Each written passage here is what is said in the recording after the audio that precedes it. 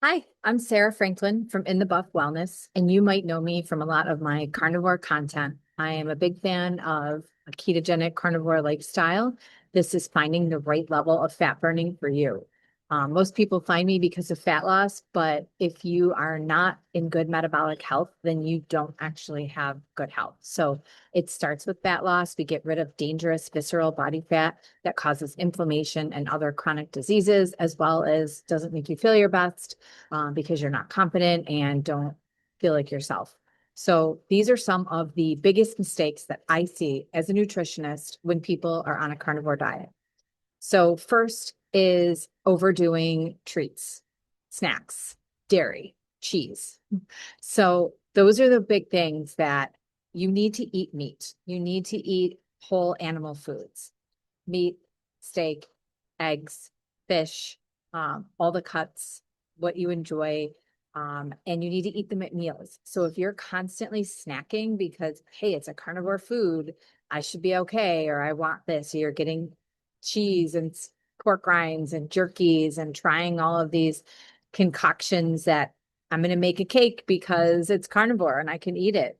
That is not how this is. It's not a free pass to eat everything just because it comes from an animal. You need to prioritize protein. So that's mistake number one.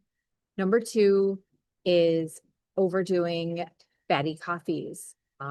Thinking that you're doing this intermittent fasting by having a coffee with cream and an egg or protein and or butter, all of these things as your breakfast, that is not a strategy. That is actually spiking your blood sugar and keeping it up. So it's not going to be helpful to lose body fat or for your health. It's not a great idea. Um, Even that, butter bombs and fat bombs and things like that are not going to be doing you any favors either. Third, intermittent fasting done the wrong way. So I am a big fan of what I call time restricted eating. You're just going to be eating bigger meals less often. You don't need to eat as often because you'll be able to eat a good amount and be satiated. So when people skip breakfast every day and push it off and eat at noon and eat late, this is the opposite of the way our body works best. We are most insulin sensitive during the morning. We are going to have higher blood sugar response, AKA than insulin response, which is a fat storing hormone, if you eat later at night. So when you eat late at night, you should not be digesting. Overnight while you sleep, you should have the chance to clear things out, repair, not be digesting. Insulin should come down so melatonin can come out. They work opposite each other. So doing these things is not going to be helpful. There are a lot of people that say, well, I'm not hungry in the morning. Well, that's because you ate in the evening and you're still digesting in the morning. So switch it up.